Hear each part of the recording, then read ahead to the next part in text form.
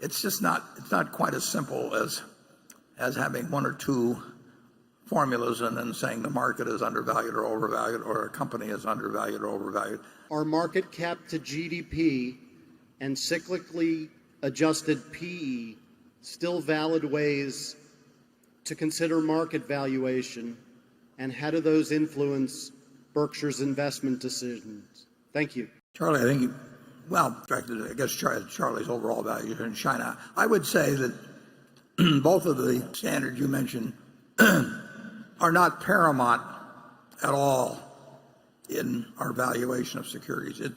It's harder. People are always looking for a formula. And there is an ultimate formula, but the trouble is you don't know what to stick in for the variables in it. But that's the value of anything being the present value of all the cash it's ever going to distribute. But the PE ratios, every number has some degree of meaning, means more sometimes than others. Evaluation of a business is it's not reducible to any formula where you can actually put in the variables perfectly. And both of the things that you mentioned get bandied around a lot. It's not that they're unimportant, but sometimes they can be very important. Sometimes they can be almost totally unimportant. It's not quite as simple as having one or two formulas and then saying the market is undervalued or overvalued, or a company is undervalued or overvalued. The most important thing is future interest rates, and people frequently plug in the current interest rate, saying that's the best they can do. After all, it does reflect a market's judgment, and the 30-year bond should tell you what people who are willing to put out money for 30 years and have no risk of dollar gain or dollar loss at the end of the 30-year period. What better figure can you come up with? I'm not sure I can come up with a better figure, but that doesn't mean I want to use the current figure either. So I would say that I think Charlie's answer will be that he does not come up with China versus the U.S. market based on what you've mentioned as yardsticks. But no, Charlie, you tell him. All I meant was that I said before that the first rule of fishing is to fish where the fish are, is that a good fisherman can find more fish in China if fish is the stock market. That's all I meant. Yeah. I'm going to go back to a happier hunting ground. This doesn't really directly relate. I want to go back to one question that was mentioned earlier. I really think if you want to be a good evaluator of businesses, an investor, you really ought to figure out a way without too much personal damage to run a lousy business for a while. I think you learn a whole lot more about business by actually struggling with a terrible business for a couple of years than you learn by getting into a very good one where the business itself is so good that you can't mess it up. I don't know whether Charlie has a view on that or not, but it was a big part of our learning experience, and I think a bigger part in the sense than being involved with good businesses was actually being involved in some bad businesses and just seeing how awful it was, how awful it is, and how little you can do about it, and how IQ does not solve the problem, and a whole bunch of things. It's a useful experience, but I wouldn't advise too much of it. What do you think so, Charlie? Here, yeah. It was very useful to us. There's nothing like personal painful experience if you want to learn, and we certainly had our share of it. We all hope you win the record as mankind's oldest living person. But at some point, you and our Charlie will go, and Berkshire stock may then come under selling pressure. My question is, if Berkshire stock falls to a price where share repurchase is attractive, can we count on the board and top management to repurchase shares? I ask this question both because of past comments you have made about not wanting to take advantage of shareholders and because some of the passages in the owner's manual lead me to believe this might be an instance when the board does not choose to repurchase shares. Can you clarify what course of action we might expect about repurchases in the circumstances I have outlined?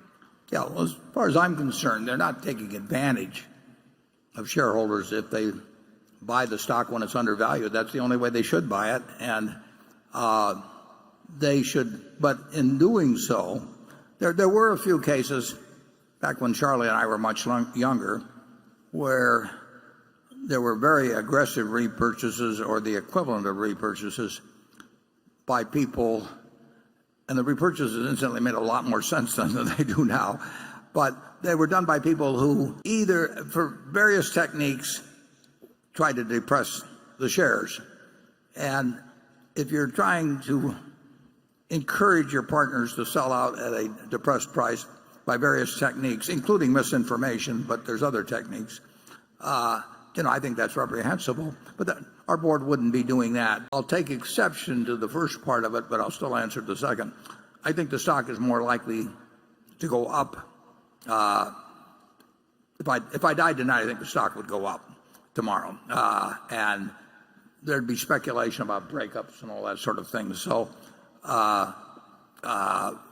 it would be a good Wall Street story that this guy that's obstructed breaking up something where some of the parts might sell for more than the whole. They wouldn't necessarily probably be worth less than the whole, but might sell for temporarily for more than the whole, and it would happen. So I would bet in that direction. But if for some reason it went down to a level that's attractive, I don't think the board is doing anything in the least that's reprehensible by buying in the stock at that point. No false information, no nothing.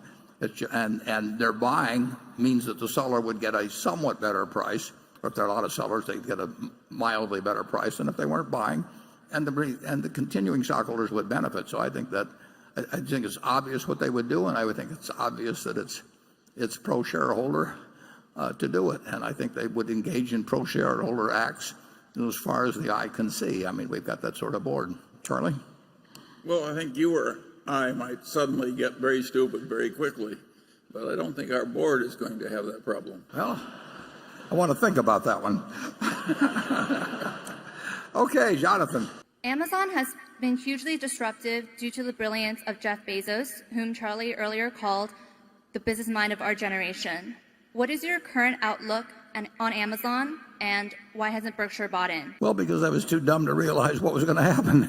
Even though I admired Jeff, I've admired him for a long, long time and watched what he was doing, but I did not think that he could succeed on the scale he has, and I certainly didn't even think about the possibility of doing anything with Amazon Web Services or the cloud. So if you'd asked me the chances that while he was building up the retail operation, that he would also be doing something that was disrupting the tech industry, that would have been a very, very long shot for me. And I've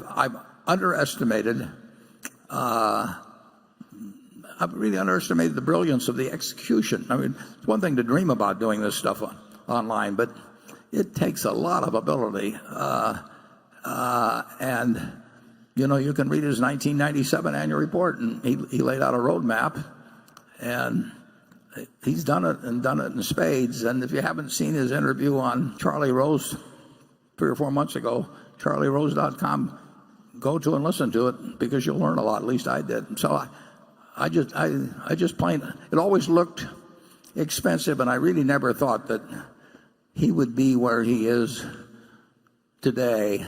I thought he was really brilliant, but I did not think he would be where he is today when I looked at it 3, 5, 8, 12 years ago, whenever it may have been.